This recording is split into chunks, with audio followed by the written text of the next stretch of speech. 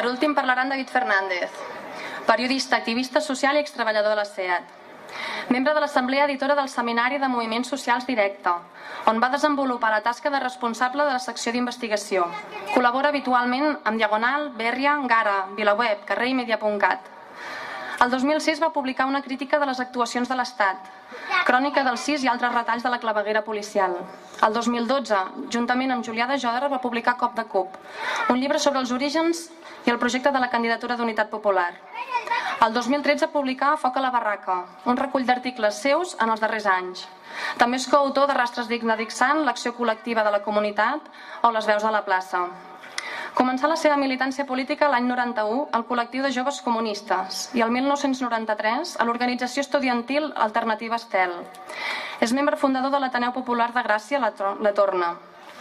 És membre del grup de periodistes Ramon Bernils i de la xarxa d'Economia Solidària. Entre el 2003 i el 2012 va ser cooperativista de COP57. Afiliat a la Federació de Treballadors i Treballadores de Catalunya Intersindical Alternativa de Catalunya i al Sindicat de Periodistes de Catalunya, és membre d'Entre Pobles i participa de la Coordinadora Catalana per la Prevenció i Denúncia de la Tortura. El 2011 va concórrer a les eleccions municipals el número 11è de la candidatura de la CUP de Barcelona. Des del 25 de novembre del 2012 és diputat al Parlament de Catalunya de la CUP Alternativa d'Esquerres.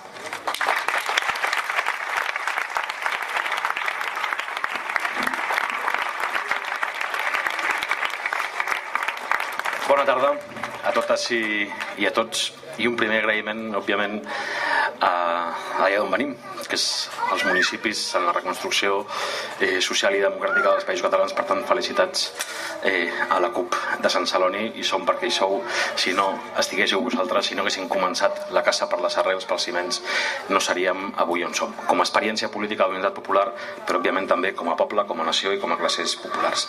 I la segona, òbviament, agrair a Diego Cañamero que estigui avui amb nosaltres i a Fernando Barrena, perquè els mateixos que neguen la reforma agrària a Andalusia, on 4 terratinents tenen el 50% de la terra, i els mateixos que neguen una sortida política i dialogada a Euskal Herria són els mateixos que pretenen que el 9 de novembre no votem. Per tant, el treball comú, l'ausolant, el treball dels llauradors per tirar avall tots els murs de la imposició, de la prohibició i de la negació. S'ha dit, ho ha dit en Diego, ho ha dit en Fernando, que vivim moments històrics, moments de crisi profunda, i és veritat que s'acaba un règim que en els últims mesos algunes icones han caigut, el rei, Rubalcaba, la confessió de Pujol.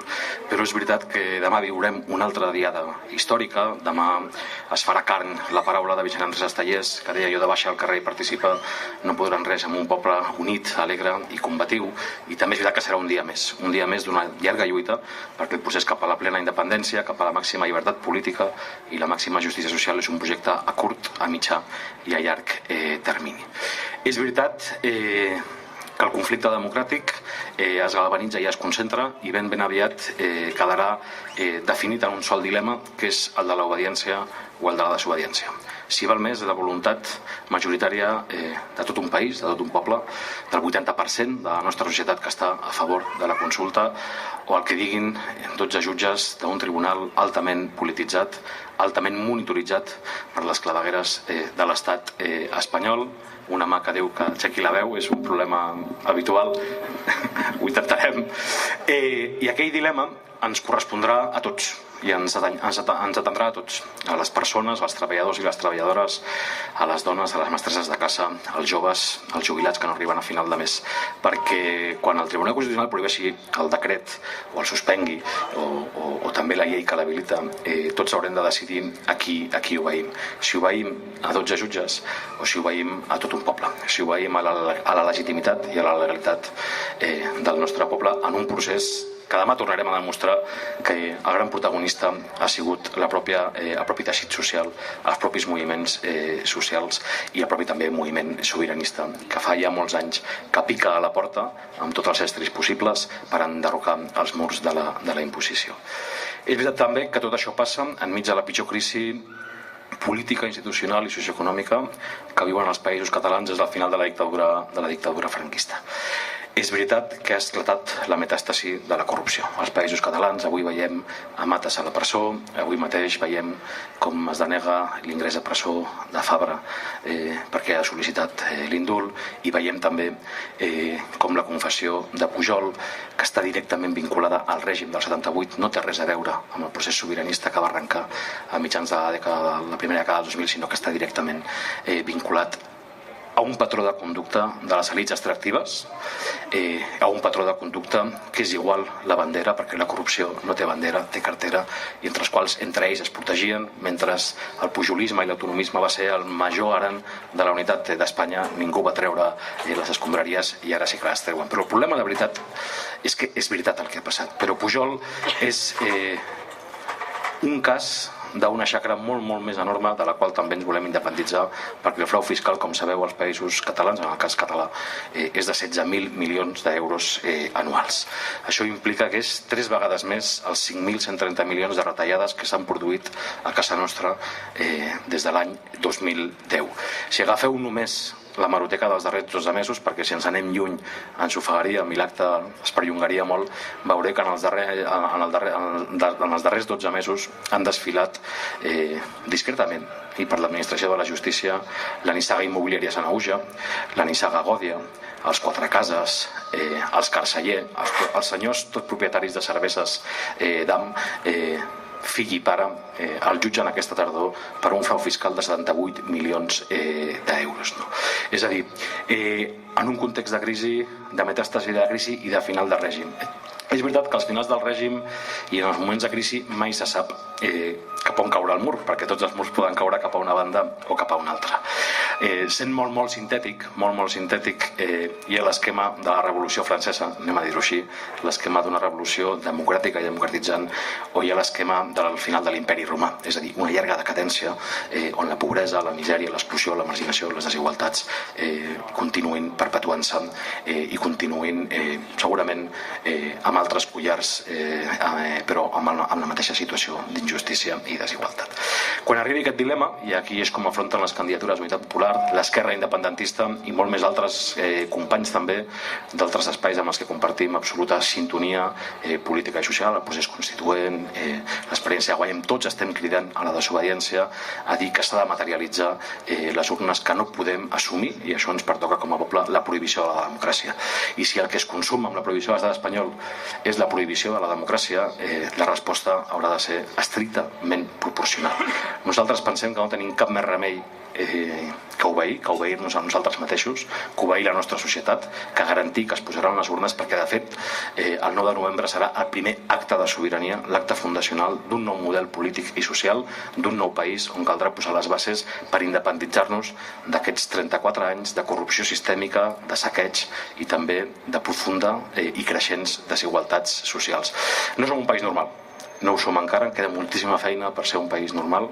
No som un país normal quan en els darrers 5 anys hem vist com als països catalans s'han produït més de 205.000 execucions hipotecàries. No som un país normal quan l'atur hi ha llinda al 25%.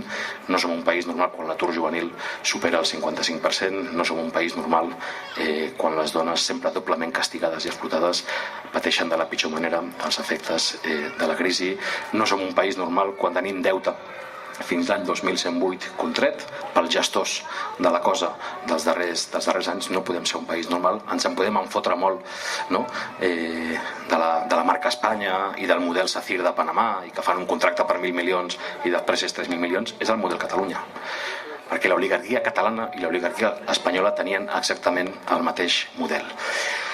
La línia 9 del metro havia de costar 3.000 milions d'euros, ens en costarà avui 18.000 milions d'euros. La C25 ens havia de costar 725 milions d'euros, ens en costarà 2.500. I el canal Segarra-Garrigues ens havia de costar 1.100 milions d'euros i ens en costarà 2.000 i pico. No som un país normal quan permetem que el forat de Catalunya Caixa, 12.000 milions d'euros, continuï impune. Per allà és per on se'ns escapa el país. 12.000 milions d'euros fet per gestors polítics a la Diputació de Barcelona, amb carnet de partits polítics, i que encara estem pagant nosaltres com a societat. Només el rescat de les caixes catalanes puja a 15.000 milions d'euros. El rescat de les caixes dels països catalans s'apuja gairebé a 25.000. I és per allà per on se'ns escapa el país i les possibilitats de democràcia, de llibertat i de justícia. I tampoc som un país normal, òbviament, quan cada dia paguem als mercats financers 6 milions d'euros només en interessos del deute. 9.360 milions d'euros des del 2008, és a dir, el doble que les retallades per on també se'ns escapa el país. Per tant, què significa avui, us ho preguntava Fernando, independència al segle XXI al sud d'Europa? Doncs com a mínim independitzar-se de 3 dinàmiques que ens fan la vida pitjor i la vida impossible. És a dir, l'estat espanyol com a estructura de negació, d'imposició i de persecució. També ens tocarà desobeir la llei Wert. Avui 3 instituts de Tarragona han tornat a rebre aquell edicte inquisitorial que els deien què era la imposició i què era la inquisició al segle XXI. Ens tocarà independitzar-nos dels mercats financers, aquells que avui defineixen que el pla de xoc pel sud d'Europa, pel poble andalús, pel poble català, pel poble grec, pel poble italià, és l'empobriment massiu de la població, la degradació de les condicions de vida i treball, la privatització i mercantilització de l'educació, de la salut, de la cultura, de les pensions, i també ens haurem d'independitzar, òbviament, i això ho diu molt bé l'Antonio Baños, de la nostra pròpia oligarquia, que durant tants anys, i el cas Jordi Pujol n'és només una mostra més, també han confós el país amb una empresa i el govern amb un consell d'administració. Demà és 11 de setembre. Nosaltres sempre diem que ens salva la cultura i que ens salva la memòria i que ens salva la consciència de país i la consciència de classe.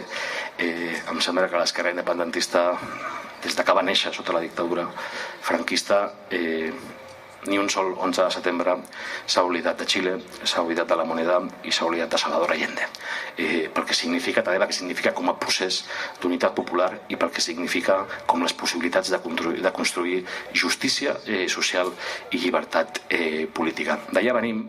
Fa poc Josep Fontana ho deia, que som un poble tossut i persistent, que al llarg de 300 anys, i no ho dic des del misticisme romàntic de qualsevol nacionalisme conservador al que a vegades ens volen acostumar, no venim d'aquesta tradició, sinó des de la història de les classes populars, la història de la vida quotidiana de pobles i cultures. Hem sobreviscut de tot. Ho deia Josep Fontana, que hem sobreviscut persecucions, imposicions, guerres, exilis, camps de concentració franquistes, camps de concentració nazis, platges argelers, tortures, presons, exilis. I encara estem aquí. El 2014 encara estem persistint amb la nostra tossuderia per la llibertat, perquè no reclamem per nosaltres res més que el que reclamem per Andalusia i que el que reclamem per Euskal Herria i que el que reclamem per qualsevol altre poble del món, Kurdistan, Sàhara o Palestina, que el futur de cada poble l'ha de decidir la seva gent, que el futur és més democràcia i no menys.